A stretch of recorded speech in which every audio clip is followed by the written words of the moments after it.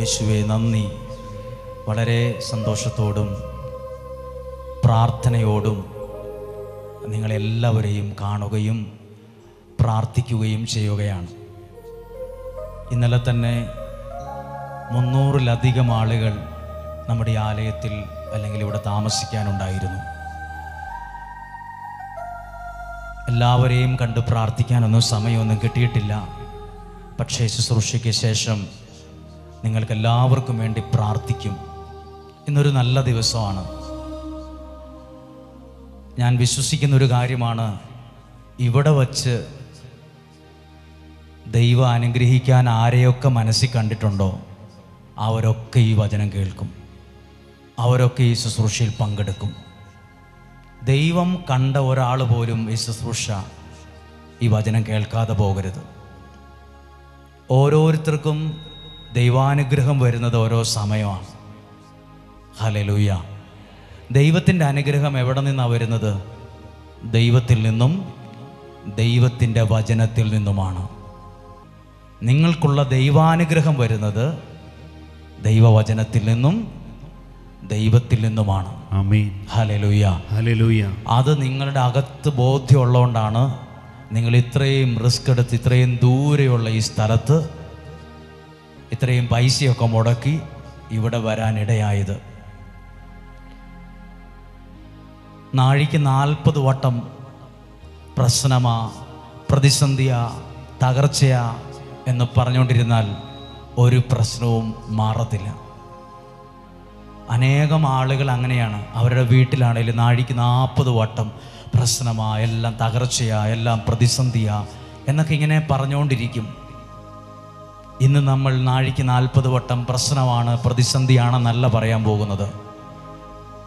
ദൈവം നിങ്ങളുടെ ജീവിതത്തിൽ അത്ഭുതകരമായി ഇടപെടുമെന്നാണ് പറയുന്നത്. ആമേൻ. ഹല്ലേലൂയ. ഹല്ലേലൂയ. ഇന്ന് ഒരു വചനം വായിച്ചു പ്രാർത്ഥിക്കുകയാണ്. ഇതൊരു അറിയിപ്പ് കൂടിയായിട്ടാണ് നിങ്ങളുടെ ശ്രദ്ധയിൽ വരുന്നത്. യെശയ്യാ പ്രവാചകന്റെ പുസ്തകം 45-ാം അധ്യായം 2-ാമത്തെ വാക്യം നിങ്ങൾക്ക് അറിവുള്ളൊരു വാക്യമാണ്. പക്ഷെ അതിനകത്ത് വേറൊരു കാര്യം കൂടി വെളിപ്പെടുത്തി കിട്ടിയത് നിങ്ങളോട് പറയുകയാണ്. വായിച്ചു കേൾക്കാം. യെശയ്യാ 45:2. ഞാൻ നിനക്ക് മുൻപേ പോയി മലകൾ ദൈവം പറയുവാണ്, ഞാൻ നിനക്ക് മുൻപേ പോയി മലകൾ നിരപ്പാക്കുകയും എന്ന് പറയുമ്പോൾ ഉയർന്നു നിൽക്കുന്നൊരു മല അവിടെ ഉണ്ട്. അതിനെ നിരപ്പാക്കുകയും പിച്ചളവാതിലുകൾ തകർക്കുകയും. പിച്ചളവാതിൽ, ഇരുമ്പിനേക്കാൾ കട്ടിയുള്ള പിച്ചളവാതിൽ അവിടെ ഉണ്ട്. അതിനെ തകർക്കുകയും ഇരുമ്പ് ഓടാമ്പലുകൾ, ഇരുമ്പിന്റെ ഓടാമ്പലുകൾ ഒടിക്കുകയും. ഇരുമ്പ് ഒടിക്കുക ഇച്ചിരി കട്ടിയുള്ളവർക്കേ പറ്റുള്ളൂ, ആരോഗ്യമുള്ളവർക്കേ പറ്റുള്ളൂ. ഇരുമ്പ് ഓടിക്കാനൊന്നും പറ്റത്തില്ല, ഭയങ്കര ബുദ്ധിമുട്ടാണ്. ഇരുമ്പൊടിക്കും, പിച്ചളവാതിൽ തകർക്കും, മലകൾ നിരപ്പാക്കും. ആർക്കു വേണ്ടി? എൻ്റെ ജീവിതത്തിൽ ഒരു നന്മ വരാൻ എവിടെയേലും ഇങ്ങനത്തെ തടസ്സമുണ്ടെങ്കിൽ ദൈവം പറയാണ്, ഞാൻ നിനക്ക് മുമ്പേ പോയി ഇക്കാര്യങ്ങൾ ചെയ്യും. എന്നിട്ട് അടുത്ത വാക്യം, നിന്നെ പേര് ചൊല്ലി വിളിക്കുന്ന ഇസ്രായേലിന്റെ കർത്താവായ ദൈവം ഞാനാണെന്ന് നീ അറിയേണ്ടതിന്. അടുത്ത വാക്യമാണ്, അന്ധകാരത്തിലെ നിധികൾ. ശ്രദ്ധിച്ചു കേട്ടോ, വായിക്കുമ്പോൾ നമ്മൾ ശ്രദ്ധിക്കില്ല. നിധി, ചിലർ പറയില്ല അയാൾക്ക് നിധി കിട്ടിയെന്ന്. എവിടെയാ ഈ നിധി ഇരിക്കുന്നത് നോക്കൂ.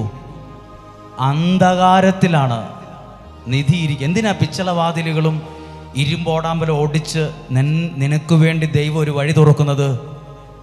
നിനക്കുള്ള നന്മ ഇരിക്കുന്നത് ഇരുട്ടത്താ, നീ ചിലപ്പോൾ കാണിയല്ല.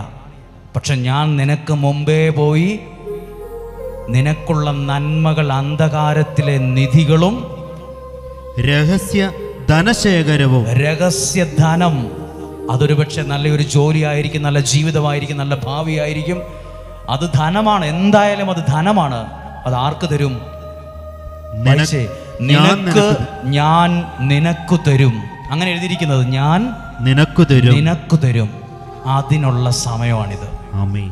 ഹല്ലേലൂയ. ഹല്ലേലൂയ. അന്ധകാരം അവിടെ എടുക്കാൻ പാകത്തിന് അലമാരിക്കകത്ത് വെച്ചിരിക്കുവല്ല, അതിരിക്കുന്നത് അന്ധകാരത്തിലും പിന്നെയോ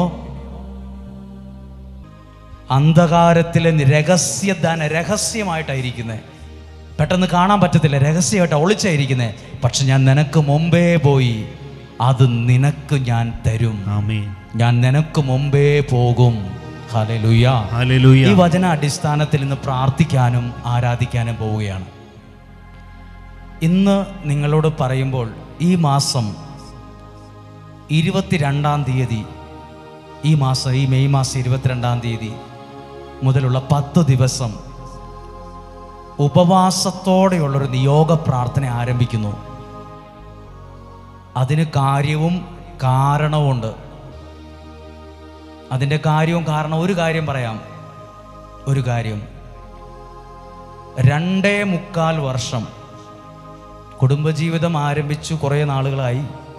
പക്ഷെ 2.25 വർഷമായിട്ട് ആ ഭാര്യയും ഭർത്താവും തമ്മിൽ മിണ്ടിയിട്ടില്ല. അവരൊരു വീട്ടിലൊക്കെയാണ് താമസിക്കുന്നതെങ്കിലും പരസ്പരം മിണ്ടാറില്ല. അവരൊരു വിവാഹമോചനത്തിലേക്ക് പതുക്കെ മനസ്സ് നീങ്ങി തുടങ്ങി. ഈ വീട്ടിലെ സാഹചര്യം സത്യം പറഞ്ഞാൽ നമുക്ക് കേൾക്കുമ്പം ഒരു വിഷമവും തോന്നും. ചിലപ്പോൾ തോന്നും ഇങ്ങനെയും വീടുകളുണ്ടോ, ഇങ്ങനെയും മനുഷ്യർക്ക് അവസ്ഥയുണ്ടോ എന്ന് തോന്നും. 2 പേരും ജോലിക്കാരാണ്. പേരോ വീട്ടുപേരോ സ്ഥലമോ ഒന്നും ഞാൻ പറയുന്നില്ല, അതൊന്നും പറയാൻ പാടുമില്ല. പക്ഷെ അതിനകത്ത് ദൈവം വെളിപ്പെടുത്തിയ അനുഗ്രഹം എനിക്ക് പറയാൻ ഒക്കത്തുമില്ല, പറയാതിരിക്കാനും പറ്റത്തില്ല. പുറത്തു നോക്കിയാൽ മുറ്റത്ത് കാറ് കിടപ്പുണ്ട്, വീടുണ്ട്. പുറമെ വലിയ വഴക്കോ ബഹളമോ ഒച്ചപ്പാടോ ഒന്നും ആ വീട്ടിലില്ല. അപ്പുറത്തെ വീട്ടുകാരൊക്കെ ചിലപ്പോൾ ഓർക്കും എന്ത് സൗഭാഗ്യത്തോടെ കഴിയുന്ന വീടാ എന്നൊക്കെ ഓർക്കുമായിരിക്കും. പക്ഷെ അവരുടെ വീട്ടിൽ അവരാരും മിണ്ടാറില്ല. ഭർത്താവ് ചിലപ്പോൾ വരുമ്പോൾ, ജോലി കഴിഞ്ഞ് വരുമ്പോൾ ഹോട്ടലിൽ നിന്ന് പാഴ്സൽ മേടിച്ചുകൊണ്ടായിരിക്കും വരുന്നത്. അദ്ദേഹം തൻ്റെ മുറിയിൽ പോയിരുന്ന് ഭക്ഷണം കഴിക്കും. പിറ്റേ ദിവസം ഭാര്യ വന്ന് അടുക്കളയിൽ നോക്കുമ്പോൾ കാണും വേസ്റ്റ് ബോക്സ് ചിലപ്പം ചപ്പാത്തി കിടക്കുന്നു, പൊറോട്ട കിടക്കുന്നു, അല്ലെങ്കിൽ ഭക്ഷണത്തിൻ്റെ ചില മിച്ചം കിടപ്പുണ്ട്. അപ്പോഴറിയണ പുള്ളി ഹോട്ടലിൽ നിന്ന് മേടിച്ചാൽ തിന്നതെന്ന്, ഭക്ഷിച്ചതെന്നത്. അയാളുടെ ഭാര്യ ഭക്ഷണം വയ്ക്കും, അവർക്ക് ആവശ്യമുള്ള ഭക്ഷണം വയ്ക്കും, കഴിക്കും. പിന്നെ അത് ഭർത്താവിന് കഴിച്ചോ ഇല്ലയോ നോക്കത്തില്ല. അവർ പോയി അവരുടെ ഇപ്പുറത്തെ മുറിക്ക്, ഭർത്താവ് അപ്പുറത്തെ മുറി താമസിക്കും. അങ്ങനെ 2.25 വർഷമായി. ഒത്തുപോകുന്നൊന്നും ഒരിക്കലും ചിന്തിക്കാൻ പോലും പറ്റാത്തൊരു മനസ്സകന്നു പോയവരാണ്. കഴിഞ്ഞ മാസം 26-ാം തീയതി ആ ഇലക്ഷൻ്റെ അന്ന് നമ്മളൊരു പ്രാർത്ഥന കൂട്ടായ്മ വെച്ചു. അപ്പോൾ ഇവർ ജോലിക്കാരായതുകൊണ്ട് ആ ശുശ്രൂഷയിൽ പങ്കെടുക്കാൻ അസൗകര്യം ഉണ്ടെങ്കിലും ആ സമയം ശുശ്രൂഷയിൽ പങ്കെടുക്കാൻ സാധിച്ചു. ആ വീടിൻ്റെ ഇപ്പുറത്തെ മുറിയിലിരുന്ന് വാതിലൊക്കെ അടച്ച് ശുശ്രൂഷയിൽ പങ്കെടുത്തുകൊണ്ടിരിക്കുമ്പോൾ ആ വചന ശുശ്രൂഷ കഴിയാറായപ്പോൾ അത് നിർത്തിയിട്ട് ആ ഭാര്യ വാട്സപ്പിൽ അപ്പുറത്തെ മുറിയിലുള്ള ഭർത്താവിൻ്റെ ഫോണിലേക്ക് ഈ ശുശ്രൂഷ അയച്ചു കൊടുത്തു. അയാൾ വേണേ കേൾക്കട്ടെ. ഈ പ്രസംഗം അയച്ച് അപ്പുറത്തെ മുറിയിരിക്കുന്ന ഭർത്താവിന് വാട്സപ്പിൽ അയച്ചു കൊടുത്തു. ഇഷ്ടമുണ്ടെ കേൾക്കട്ടെ എന്ന് വിചാരിച്ചു. അയാൾ കേട്ടോ ഇല്ലയോ എന്നൊന്നും അറിയാനും പാടില്ല, ശ്രദ്ധിച്ചിട്ടുമില്ല. ഈ ശുശ്രൂഷ കഴിഞ്ഞ് പിറ്റേ ദിവസം നേരം വെളുത്ത് അടുക്കളയിൽ ജോലി ചെയ്യാൻ ഭക്ഷണം ഉണ്ടാക്കി വേഗം പോകാൻ വേണ്ടി ഇരിക്കുമ്പം ഭർത്താവ് അടുക്കളയിൽ വന്നിട്ട് ഭാര്യയുടെ പേര് വിളിച്ചു. 2.25 വർഷമായിട്ട് ഉണ്ടാകാത്തൊരു ശബ്ദം അടുക്കളയിൽ. അവിടെ ഇരുന്ന് അടുക്കളയിൽ സംസാരിച്ചത് മണിക്കൂറുകളാണ്. വലിയ ഐസൊക്കെ ഉരുകുന്ന നമ്മൾ കാണാം. വെയിലത്തോട്ടിട്ടാൽ മഞ്ഞുരുകും, ഐസും കട്ട ഉരുകും. ഇതുപോലെ അവർ അന്ന് 2 പേരും ജോലിക്ക് പോയില്ല, ലീവ് എടുത്തു. അവർ 2 ദിവസം കഴിഞ്ഞ് എന്നെ വിളിക്കുകയാണ്, ഞങ്ങളുടെ ജീവിതത്തിൽ വലിയൊരു അത്ഭുതം നടന്നു. ആമേൻ. ഞങ്ങളുടെ കുടുംബം ഒരിക്കലും ശരിയാകാത്ത വിധം അകന്നു പോയതാണ്. ഒരുമിച്ച് ഭക്ഷണമില്ല, മിണ്ടിയേല, പറയേല, പ്രാർത്ഥനയില്ല, എല്ലാം ഒറ്റയ്ക്ക്. പുറത്തു നോക്കുമ്പോൾ ഒരു വീടിനകത്ത്. പക്ഷെ ആ ശുശ്രൂഷയിൽ ഇദ്ദേഹത്തിൻ്റെ ജീവിത പങ്കാളിയും ആ ശുശ്രൂഷ ഫോണിൽ കുറച്ചു നേരം ശ്രദ്ധിച്ചു. എന്നിട്ടൊരു പ്രാർത്ഥന അവിടെ ഇരുന്ന് പ്രാർത്ഥിച്ചു, ദൈവമേ എൻ്റെ കുടുംബത്തെ ഒന്ന് സഹായിക്കണേ. ഈ വചനത്തിൻ്റെ ശബ്ദം എൻ്റെ വീടിൻ്റെ അകത്ത് മുഴങ്ങുമ്പോൾ എൻ്റെ വീടിനകത്ത് നിലനിൽക്കുന്ന വഴക്കും വിഷമവും അകൽച്ചയും മഞ്ഞുപോലെ ഉരുകണമേ എന്ന് പ്രാർത്ഥിച്ചു. പിറ്റേ ദിവസം അവർ കണ്ടത്, അറിഞ്ഞത് ഒരു കൗൺസിലിങ്ങിന് പോയിട്ടല്ല, ആ വചനം അവരുടെ കുടുംബത്തെ അത്ഭുതമാക്കി. ആമേൻ. ഹല്ലേലൂയ. ഹല്ലേലൂയ. ഹല്ലേലൂയ. യേശുവേ നന്ദി. യേശുവേ നന്ദി. അതാ പറഞ്ഞത്, ഇന്നലെ വരെ, കഴിഞ്ഞ മണിക്കൂർ വരെ നമ്മൾ ചിന്തിച്ചത് അല്ലെ നമ്മളെ അനുഭവിച്ചത് പ്രശ്നമായിരിക്കും. പക്ഷെ സത്യത്തിൽ ഈ വചനം ഏറ്റെടുക്കുന്ന സമയം അത് നിങ്ങളുടെ പ്രശ്നങ്ങൾക്ക് വിരാമമിടുന്ന, അതവിടെ കെട്ടി നിർത്തി പോലെ അവിടെ നിൽക്കുന്നൊരു സമയമാണ്. ദൈവം അനുഗ്രഹത്തിന് തുടക്കമിടുന്ന സമയമാണ് ഓരോ പ്രാർത്ഥനയും വചന ശുശ്രൂഷയും. Hallelujah, hallelujah. ദൈവം നിയോഗ പ്രാർത്ഥന എന്ന വചന ശുശ്രൂഷ ഉദ്ഘാടനം ചെയ്ത സ്ഥലമാണിത്. ദൈവം ആരംഭിച്ച സ്ഥലമാണിത്. നിയോഗ പ്രാർത്ഥന എന്ന ആ വാക്കുപോലും, ആ ശുശ്രൂഷ തിരികൊളുത്തി ആദ്യം ഉദ്ഘാടനം ചെയ്തത് ഈ അൾത്താരയിലാണ്. ആ സ്ഥലത്താണ് നിങ്ങൾ ഇരിക്കുന്നത്. അപ്പം എൻ്റെ മനസ്സിൽ തോന്നി, ഈ ശുശ്രൂഷ കുറേ കൂടി അനുഗ്രഹമാകാൻ ഒരു കാര്യം ചെയ്യണമെന്ന് എൻ്റെ മനസ്സിലൊരു ഉത്തരം വന്നു. അതാണ് 22-ാം തീയതി മുതൽ, ഈ മാസം 22-ാം തീയതി മുതൽ 31-ാം തീയതി വരെ, ഈ മെയ് മാസം 10 ദിവസം ഈ നിയോഗ പ്രാർത്ഥനയിൽ പങ്കെടുക്കുന്ന എല്ലാവർക്കും വേണ്ടി ഞാനും ഉപവാസം എടുക്കും. ഞാൻ സെലക്ട് ചെയ്യുന്ന കുറച്ച് പേരും എല്ലാവരും ഇല്ല. ഞാൻ വ്യക്തിപരമായി എനിക്ക് മനസ്സിൽ തോന്നുന്ന, ഞാൻ സെലക്ട് ചെയ്യുന്ന ശുശ്രൂഷകരും ഉപവാസമെടുത്ത് ഈ 10 ദിവസത്തെ നിയോഗ പ്രാർത്ഥനയിൽ പ്രാർത്ഥിക്കാൻ ആഗ്രഹിക്കുകയാണ്. ഞാൻ അതിൻ്റെ അടിസ്ഥാനവും വചനവും നിങ്ങളോട് പറയാം. ഒരു നിയോഗ പ്രാർത്ഥനയാണെന്നാൽ കൂടിയേക്കാം എന്ന് ചിന്തിച്ച് കൂടരുത്. അതിനൊരു നിർദ്ദേശമുണ്ട്. സാധിക്കുന്നവർ ഒരു നേരത്തെ ഭക്ഷണം ഉപേക്ഷിച്ച് പ്രാർത്ഥിക്കുക. നിങ്ങളെ കൊണ്ട് ഉപവാസം എടുപ്പിച്ചേച്ച് ഞാൻ ഉപവാസം ഇല്ലാണ്ട് പ്രാർത്ഥിക്കുകയല്ല. നിങ്ങൾ അങ്ങനെയാണ് പ്രാർത്ഥിക്കുന്നതെങ്കിൽ ഞാൻ സെലക്ട് ചെയ്യുന്ന പ്രിയപ്പെട്ട ചിലരും നിയോഗത്തിൽ ഉപവാസത്തിലായിരിക്കും ആ 10 ദിവസവും. ആ 10 ദിവസവും ഉപവാസത്തിൽ നിങ്ങൾക്ക് വേണ്ടി പ്രാർത്ഥിക്കും. നിങ്ങൾ കഴിഞ്ഞ പ്രാവശ്യം ഇതുപോലെ ഒരു 3 നിയോഗം എഴുതി നിങ്ങൾ പ്രത്യേകം പ്രാർത്ഥിക്കണം. മുമ്പേ പറഞ്ഞില്ലേ, നമ്മളൊരു നിയോഗം എഴുതി ആ നിയോഗത്തിന് വേണ്ടി കരമുയർത്തുമ്പോൾ ആ എഴുതി വച്ച വിഷയത്തിൽ പിന്നീട് നടക്കുന്നത് ദൈവത്തിൻ്റെ പദ്ധതിയിൽപ്പെട്ട കാര്യമായിരിക്കും. അത് നടന്നാലും നടന്നില്ലേലും, എസ് ആയാലും നോ ആയാലും, അതിൽ നടക്കുന്നത് ദൈവത്തിൻ്റെ പദ്ധതിയിൽപ്പെട്ട കാര്യമായിരിക്കും. ചിലതൊക്കെ നടന്നു കഴിഞ്ഞ് ചിലർ പറയില്ലേ, അത് നടക്കണ്ടായിരുന്നു. ചിലർ നടന്നു കഴിഞ്ഞ് അങ്ങനെ പറയാറുണ്ട്. ചിലർ നടന്നു കഴിഞ്ഞിട്ട് പറഞ്ഞ കാര്യമാണ്, അത് നടക്കണ്ടായിരുന്നു, നടക്കണ്ടാത്തതായിരുന്നു, വേണ്ടായിരുന്നു. നടക്കണ്ടാത്തതൊന്നും നമ്മുടെ ജീവിതത്തിൽ നടക്കരുത്. ദൈവം നടക്കണം, അനുഗ്രഹമാകണമെന്നും ദൈവത്തിന് ഇഷ്ടമുണ്ടെങ്കിൽ അത് നടന്നിരിക്കും. ഈ വിഷയത്തിൽ ദൈവഹിതം പോസിറ്റീവാണെങ്കിൽ അത് നിനക്ക് ലഭിച്ചിരിക്കും. ആമേൻ. ഒന്ന് പറഞ്ഞേ hallelujah, hallelujah, hallelujah, hallelujah, hallelujah, hallelujah. വിശ്വസിക്കുകയാണ്, ദൈവം നിനക്ക് മുമ്പേ പോകും. കേവലം ഒരു മല നിരപ്പാക്കി പിച്ചളവാതിൽ ഓടിച്ചു, ഇരുമ്പോടാമ്പൽ തകർത്തു, അത്രയല്ല, അന്ധകാരത്തിലെ നിധികളും രഹസ്യധനവും ഞാൻ നിനക്ക് തരും. അങ്ങനെ പറഞ്ഞിട്ടുണ്ടെങ്കിൽ അത് നമുക്ക് കിട്ടണം. ദൈവവചനത്തിൽ അത് വാഗ്ദാന വചനമായിട്ട് പറഞ്ഞിട്ടുണ്ടെങ്കിൽ, ദൈവമേ, അത് പ്രാർത്ഥിക്കുന്ന എനിക്കും നിങ്ങൾക്കും അത് ലഭിക്കണം. അന്ധകാരത്തിൽ ഇരിക്കുന്നത് എന്നും അന്ധകാരത്തിൽ ഇരുന്നാൽ ശരിയാവില്ല. അന്ധകാരത്തിലെ നിധികൾ എനിക്ക് കിട്ടണം. രഹസ്യധനം അതേതുമാകാം, അതെന്നെ ദൈവത്തിന് ഇഷ്ടമാണ്. അതെന്നിൽ കിട്ടണമെങ്കിൽ അത് എൻ്റെ ജീവിതത്തിൽ നടന്നിരിക്കണം. നിങ്ങളും പ്രാർത്ഥിക്കണം. ആ വിഷയത്തിന് വേണ്ടി നിങ്ങൾ മനസ്സറിഞ്ഞൊന്ന് പ്രാർത്ഥിക്കണം. ഞാൻ അതിനെ ആധാരമായി എടുക്കുന്ന ഒരു വചനമാണ് ഇന്ന് നിങ്ങളുടെ ശ്രദ്ധയിൽ കൊണ്ടുവരുന്നത്. അത് അപ്പസ്തോല പ്രവർത്തനം 12-ാം അധ്യായം മാത്രമാണ് ഇത് സൂചിപ്പിക്കുന്നത്. ഇത് പറയുമ്പോൾ നിങ്ങൾ അല്പം ശ്രദ്ധയും നിങ്ങളുടെ ചിന്തയും എല്ലാം കുറച്ചു നേരം ഈ വചനത്തിന് വേണ്ടി സമർപ്പിക്കണമേ എന്ന് ഓർമ്മിപ്പിക്കുകയാണ്. ഒന്നും മൈക്കെടുത്ത് വായിൽ വരുന്നത് വിളിച്ചു പറയുന്ന 1 മണിക്കൂർ അല്ല ഇത്. എന്നതാ പറയണ്ടതെന്ന് എൻ്റെ മുമ്പിൽ ഡയറിയും കടലാസും പേപ്പറും എല്ലാം എഴുതി കുറിച്ച് പ്ലാൻ ചെയ്ത് വന്നിട്ടാണിത് പറയുന്നത്. ഒന്നും കാണാപ്പാടമാ പറയുന്നെങ്കിലും എന്താ പറയേണ്ടതെന്ന് ഓരോ വാക്കും ഇതിനു മുമ്പ് എഴുതി ഒരുങ്ങി വന്നിട്ടാണ് ഈ ഭക്ഷണം വിളമ്പുന്നത്. അപ്പോൾ നിയോഗ പ്രാർത്ഥന എന്ന് പറയുമ്പോൾ അതിനകത്തൊരു കാര്യമുണ്ട്. ഈ പ്രാവശ്യത്തെ നിയോഗ പ്രാർത്ഥന ഒരത്ഭുതമാകും. എന്തു ചെയ്യണമെന്നറിയാമോ? പ്രാർത്ഥിക്കുമ്പോൾ ഈ ഒരു 3-4 കാര്യങ്ങൾ ശ്രദ്ധിക്കണം.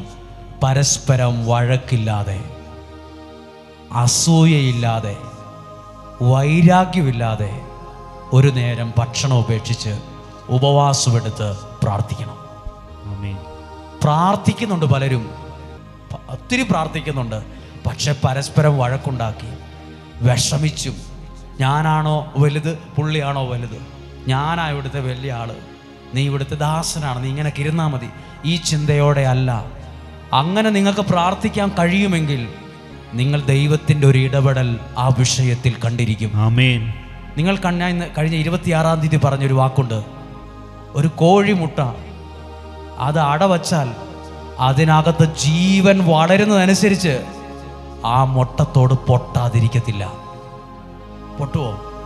ആ മുട്ടത്തോട് ആരും കുത്തി പൊട്ടിക്കുന്നതല്ല, അതിനകത്തുള്ള ജീവൻ വളരുന്നതനുസരിച്ച് ഒരു നാൾ ആ മുട്ടത്തോട് പലതായി പൊട്ടിപ്പോകും. ഇതുപോലെ ജീവിതത്തിൻ്റെ മുകളിൽ ചില തോടുകളുണ്ട്, നമ്മൾ പറയുന്ന തടസ്സങ്ങൾ, ബന്ധനങ്ങൾ. ഇത് മുട്ടത്തോട് പോലെയാ.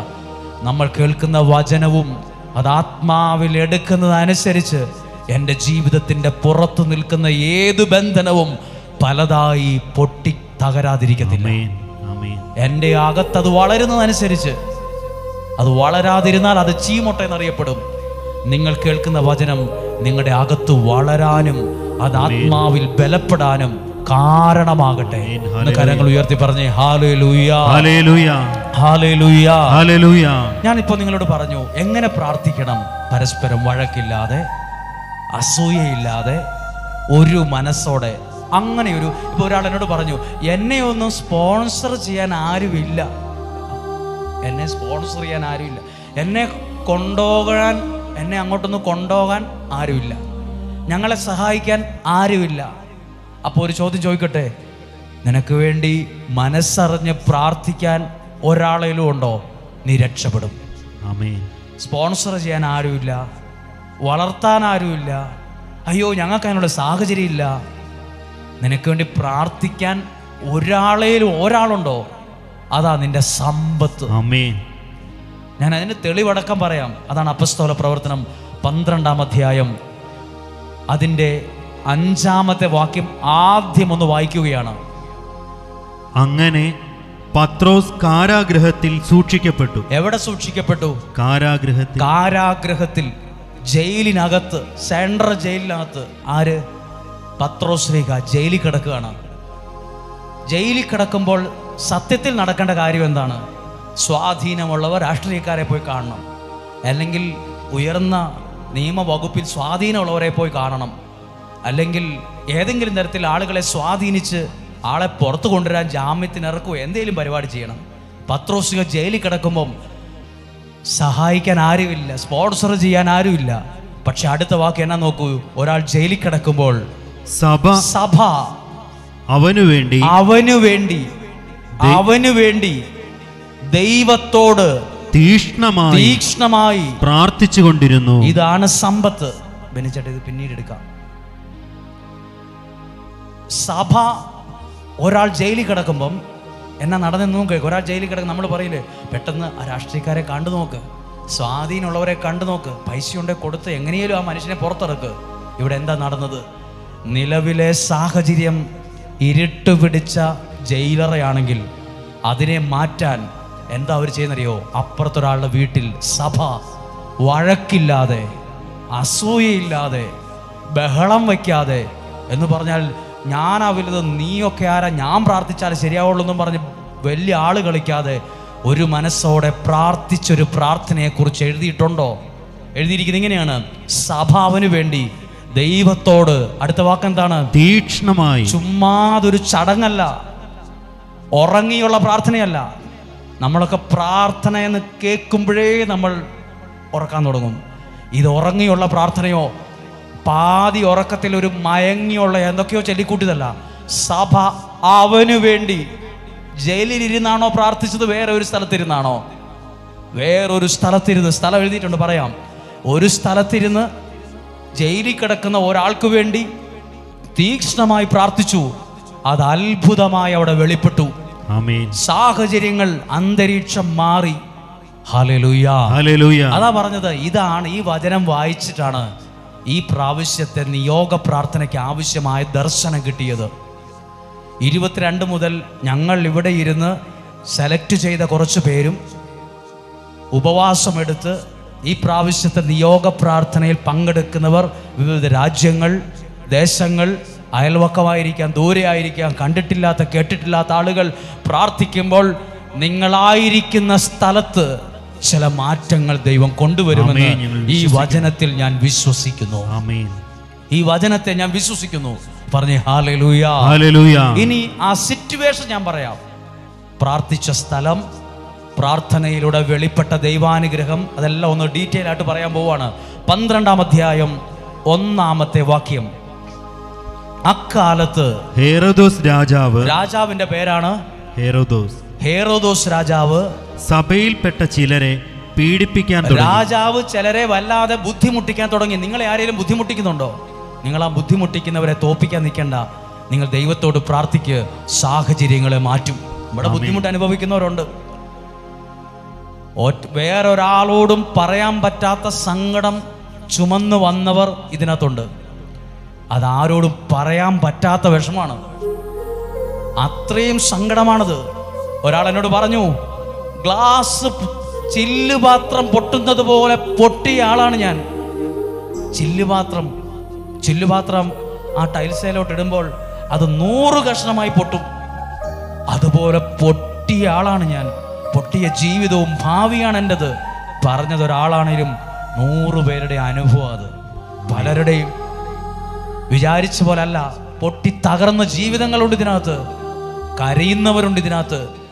ഇന്നലെ സ്ഥല സാഹചര്യങ്ങൾ പോലും നോക്കാതെ കരഞ്ഞവരെ ഞാൻ കണ്ടു. ആ ഓഫീസിന്റെ മുമ്പിൽ നിലവിളിച്ചവരെ ഞാൻ കണ്ടു. ഒത്തിരി അല്ലേലും പൊട്ടി കരഞ്ഞു പോയി. അവിടെ ആള് നിൽക്കുന്നുണ്ട കാര്യം അവർ മറന്നുപോയി. അവരത്രയും സങ്കടം ചുമക്കുന്നവരാണ് പലരും. ചിലർ ദേഷ്യപ്പെട്ടത് അകത്തെ സങ്കടങ്ങൾ കാരണമാണ് ദേഷ്യപ്പെട്ടത്. ആരോടും ദേഷ്യം കൊണ്ടായെന്ന് ഞാൻ വിശ്വസിക്കുന്നില്ല. ദൈവത്തിന്റെ കരം വെളിപ്പെടുന്ന സാഹചര്യം ശ്രദ്ധിക്കുക. പീഡിപ്പിക്കാൻ തുടങ്ങി. 2-ാമത്തെ വാക്യം. അവൻ യോഹന്നാന്റെ സഹോദരനായ യാക്കോബിനെ വാളിനിരയാക്കി. യാക്കോബ് എന്ന ഒരാളെ വിളിച്ചു വരുത്തി വെട്ടിയങ്ങ് കൊന്നു രാജാവ്. അടുത്തയാളെ കൊല്ലാൻ വേണ്ടി കൊണ്ടുവന്നിരിക്കുകയാണ്. ഇത് യഹൂദരെ വളരെ സന്തോഷിപ്പിച്ചു. ചില ആളുകളെ അത് വല്ലാതെ സന്തോഷിപ്പിച്ചു. എല്ലാവരും ശ്രദ്ധിക്കുക. ഈ പ്രശ്നം ഗൗരവമുള്ള ഒരു വിഷയമാണ്. ഒരു രാജാവിന്റെ സന്നദ്ധിയിൽ ഇന്നല്ലെങ്കിൽ നാളെ കഴുത്തിന് കത്തിവെക്കും. പത്രോസിന്റെ ജയിലിൽ കൊണ്ട് ഇട്ടിട്ടുണ്ട്. ആരോടും ചോദ്യമോ പറച്ചിലൊന്നുമില്ല. അന്നത്തെ കാലമാണ്. പിടിച്ച് കൊല്ലണം തോന്നിയാൽ കൊല്ലുക, കഴുത്ത് വെട്ടണം തോന്നിയാൽ കഴുത്ത് വെട്ടുക. ആരും ചോദിക്കാനും പറയാനും സമരം ചെയ്യാനും ഹർത്താലിനും ഒരു കുഞ്ഞു പോലും എഴുന്നേറ്റ് വരികയല്ല ഇന്നത്തെ പോലെ. രാജാവ് പറയുന്ന ലാസ്റ്റ് വാക്ക് കുറെ പേരെ സന്തോഷിപ്പിച്ചു. അടുത്ത കാര്യം ഇങ്ങനെയാണ്. 4-ാമത്തെ വാക്യം. അവനെ കാരാഗ്രഹത്തിൽ അടച്ചതിന് ശേഷം 4 ഭടന്മാർ വീതമുള്ള 4 സംഘങ്ങളെ അവൻ കാവലിന് നിയോഗിച്ചു. എങ്ങനെയാണ് ജയിലിൽ ഇട്ടെന്നറിയാമോ?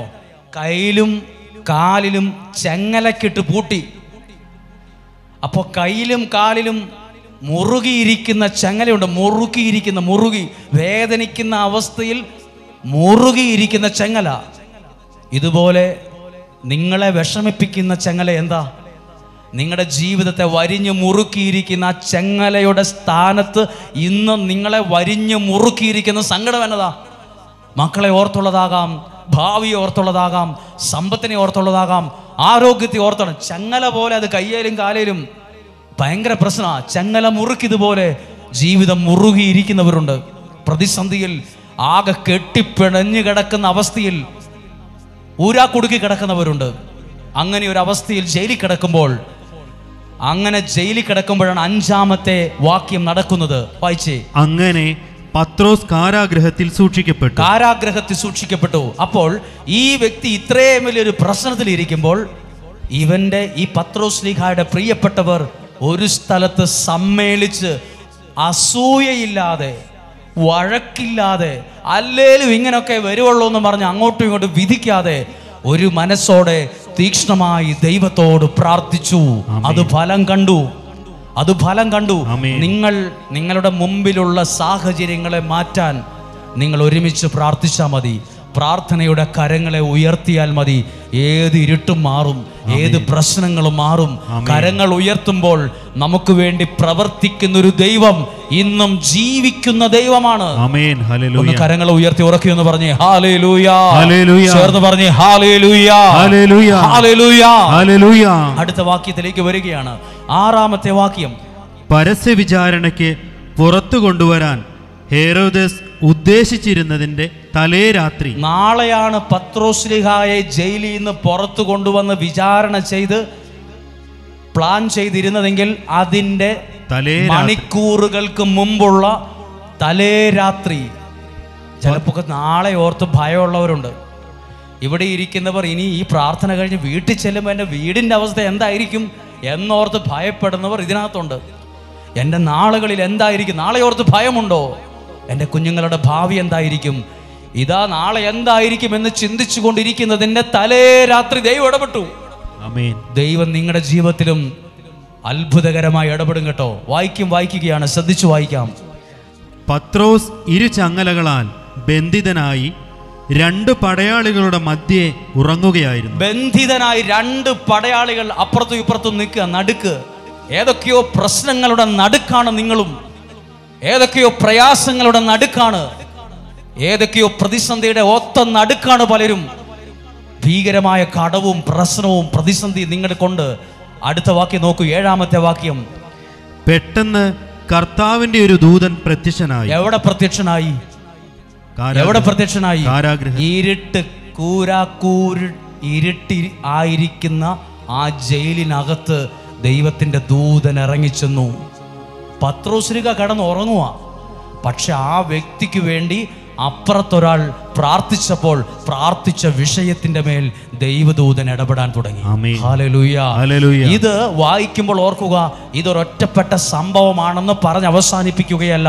ഇതുപോലെ പ്രാർത്ഥിക്കാൻ തുടങ്ങിയാൽ നിങ്ങൾ ഇവിടെ ഇരുന്ന് പ്രാർത്ഥനയിൽ എഴുതി നിയോഗ പാത്രത്തിൽ എഴുതിയിട്ട ഓരോ കാര്യത്തിന്റെ മേലും ദൈവത്തിന്റെ കരം വെളിപ്പെടാൻ തുടങ്ങും.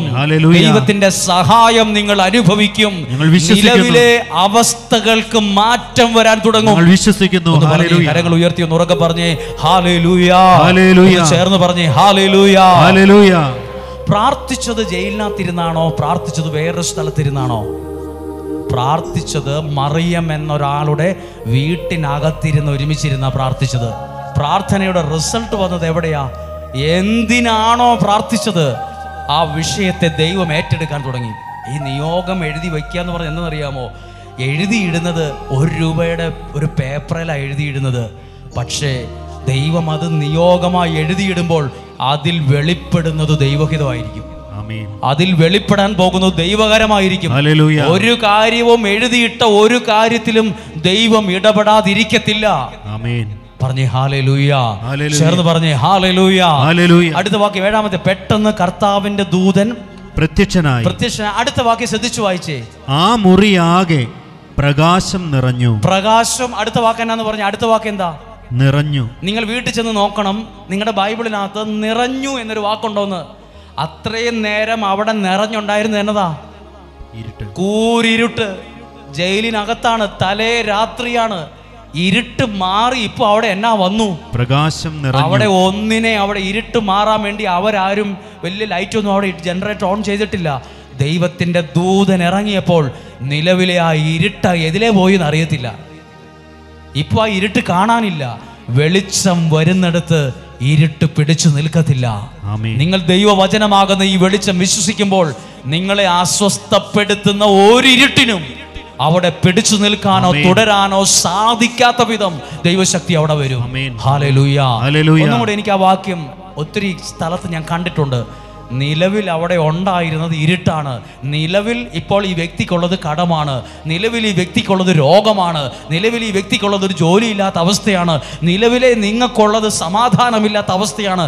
നിലവിലുള്ളത് വഴക്കോട് വഴക്കാണ്. നിലവിലെ ആ ഇരുട്ട് മാറ്റി എന്തിനു നിറയ്ക്കും? പ്രകാശത്തെ, അനുഗ്രഹത്തെ, നന്മയെ ദൈവം നിറയ്ക്കും. എന്ന് പറഞ്ഞേ ഹല്ലേലൂയ. കരമുയർത്തി പറഞ്ഞേ ഹല്ലേലൂയ. അങ്ങനെയെങ്കിൽ ഒരു നിമിഷം ഈ പ്രാർത്ഥിക്കുന്ന എല്ലാവരും ഓർത്ത്, നിങ്ങളുടെ നിലവിലെ സിറ്റുവേഷൻ എന്നതാ? ഒരു വീടില്ല, ഒരു ജോലിയില്ല. അതാ നിങ്ങളുടെ ഇരുട്ട്, ഇന്നത്തെ ഇരുട്ട്. എൻ്റെ ജീവിത പങ്കാളി മദ്യപാനിയാണ്, എൻ്റെ മക്കൾ പറഞ്ഞാൽ കേൾക്കത്തില്ലാത്തൊരവസ്ഥയിലേക്ക് പോകുന്നത്, അവർക്ക് വിശ്വാസമില്ല, പ്രാർത്ഥനയില്ല, ആകെ ഒരു പ്രതിസന്ധിയിലാണ്, ആകെ ഒരു വല്ലായ്മയിലാണ്, ആകെ ഒരു ഇരുട്ടാണ്, ആകെ രണ്ട് സൈഡിലും ചെങ്ങല കിട്ടതുപോലെ ഒരുപാട് പ്രശ്നങ്ങളുടെ ഒത്ത നടുക്കാണ്. ഒരമ്മ എന്ന നിലയിൽ ഞാൻ, ഒരപ്പൻ എന്ന നിലയിൽ ഞാൻ, നിങ്ങൾ പ്രാർത്ഥിക്കുന്ന വിഷയത്തിൽ ആ ഇരുട്ട് മാറി വെളിച്ചം നിറയാൻ തുടങ്ങും. വെളിച്ചം നിറയാൻ തുടങ്ങും. പറഞ്ഞേ ഹല്ലേലൂയ. ഇത് എല്ലാവരും പലതായി മനസ്സിലാക്കരുത്, ഒറ്റ മനസ്സോടെ മനസ്സിലാക്കണം. ഇത് മാറാൻ ഒറ്റ കാര്യം ചെയ്തിട്ടുള്ളൂ. ഒരു കൂട്ടം ആളുകൾ വഴക്കില്ലാതെ ഒറ്റ മനസ്സോടെ പ്രാർത്ഥിച്ചു. വഴക്കില്ലാതെ ഒരു മനസ്സോടെ പ്രാർത്ഥിച്ചത് ആ വ്യക്തിയുടെ ജീവിതത്തെ ബാധിച്ചിരുന്ന സകലതിന്റെ മേലും ഒരു വിടുതലിന് കാരണമാക്കി മാറ്റി. ഹല്ലേലൂയ. പറഞ്ഞേ ഹല്ലേലൂയ. ആ ഒന്നുകൂടെ ആ വാക്യം ഒന്ന് വായിച്ചേ. ആ ഇരുട്ട് മാറി, ആ മുറിയാകെ. അപ്പൊ വേറെ മുറിയുണ്ട്, അവിടെയൊക്കെ ഇരുട്ടാണ്. ആ മുറിയാകെ പ്രകാശം, ആ വീട് നിറഞ്ഞ് പ്രകാശം നിറഞ്ഞു. അപ്പൊ എങ്ങനെ പ്രകാശം? എങ്ങനെ? മുഴുവൻ ആ മുറി മുഴുവൻ പ്രകാശമായി. നിങ്ങളുടെ ജീവിതത്തിൽ ചില അനുഗ്രഹങ്ങളെ ദൈവം നിറച്ചു തരും. ചിലരിങ്ങനെ ചിന്തിക്കും, ഇതൊക്കെ നടക്കുവോ? ഇതൊക്കെ ചുമ്മാ ഒരു പൊടിവാക്കല്ലേ? ചിലർ ചിന്തിക്കുക, എല്ലാം എങ്ങനെ ശരിയാകാനാ? ശരിയായിട്ട് പ്രാർത്ഥിക്കാം. എല്ലാം ശരിയായിട്ടല്ല പ്രാർത്ഥിക്കേണ്ടത്, എല്ലാം ശരിയാകാനാണ് പ്രാർത്ഥിക്കേണ്ടത്. എല്ലാം ശരിയായിട്ടൊന്നും ഒരിക്കലും ഒന്നും നടക്കത്തില്ല, ഒന്നും ശരിയാകത്തില്ല. പക്ഷെ നമ്മൾ പ്രാർത്ഥിക്കുമ്പോൾ ജീവിതത്തിൽ ശരിയാകേണ്ടതൊക്കെയും ശരിയായി തന്നെ വരും. ഒരാളിങ്ങനെ പറഞ്ഞാൽ ഇങ്ങനെ പ്രാർത്ഥിച്ചപ്പോൾ ഓർക്കുമായിരുന്നു, ഇതൊക്കെ നടക്കുവോ? നടക്കുന്ന വല്ലോ കാര്യം പറ. പത്രോസ്ലിഹ ജയിലിൽ കിടക്കുമ്പം മുറിയാകെ വെളിച്ചം വരുമെന്ന് പറഞ്ഞപ്പോൾ നടക്കുവോ? ഇതൊക്കെ പ്രാർത്ഥിക്കുന്ന ഒരുവനുണ്ടെങ്കിൽ അത്ഭുതങ്ങൾ നടക്കും. അത്ഭുതങ്ങൾ നടക്കും ജീവിതത്തിൽ. ചിലര് ചില പ്രശ്നത്തെ നോക്കിയിട്ട് പറയും, ഇതൊക്കെ എങ്ങനെ മാറുമെന്ന് ഞങ്ങൾക്ക് സ്വപ്നത്തിൽ പോലും ചിന്തിക്കാൻ പറ്റില്ല. പക്ഷെ പ്രാർത്ഥിക്കുമ്പോൾ ദൈവം പറയും, അതൊക്കെ മാഞ്ഞു തേഞ്ഞു പോകുന്നു. അപ്പോൾ അവർ ചോദിക്കുവേ, ഇതൊക്കെ നടക്കുമോ? ദൈവമാണ് പ്രാർത്ഥിച്ച് എഴുതി വച്ച വിഷയമാണോ? ദൈവ പദ്ധതി നടക്കും. ദൈവത്തിന്റെ ഹിതം അതിനകത്ത് നടക്കും. ഹല്ലേലൂയ. അടുത്ത വാക്യം, മുറിയാകെ പ്രകാശം നിറഞ്ഞു. അപ്പോൾ ഇനി എന്താ സംഭവിച്ചെന്ന് നോക്കൂ. അവൻ പത്രോസിനെ പാർശ്വത്തിൽ തട്ടി ഉണർത്തിക്കൊണ്ട് പറഞ്ഞു. അതായത് പത്രോസ്ലീഹ നിലത്ത് കിടക്കുമ്പം ഇങ്ങനെ തട്ടി എഴുന്നേപ്പിച്ചിട്ട് പറഞ്ഞു, എഴുന്നേക്കാൻ പറഞ്ഞു. എന്തിനാണെന്നറിയാമോ? ഒരു കാര്യം കേട്ടെ, ജീവിതത്തിൽ മടുത്തവർ ഈ കസേരയിൽ ഇരിപ്പുണ്ട്, ഒറ്റപ്പെട്ടവർ ഈ കസേരയിൽ ഇരിപ്പുണ്ട്. ഇന്ന് രാവിലെ എഴുന്നേറ്റപ്പോൾ പോലും മരണത്തെക്കുറിച്ചും ആത്മഹത്യയെക്കുറിച്ച് ചിന്തിച്ചവരുണ്ട്. അങ്ങനെ കാണാമെന്ന് ഒരാൾ പറഞ്ഞു, ഇന്ന് രാവിലെയും കൂടെ പോയി മരിച്ചാലോ എന്ന് ചിന്തിച്ചതാണ്. ഇന്ന് രാവിലെയും കൂടെ അങ്ങനെയുള്ളവരുണ്ട്.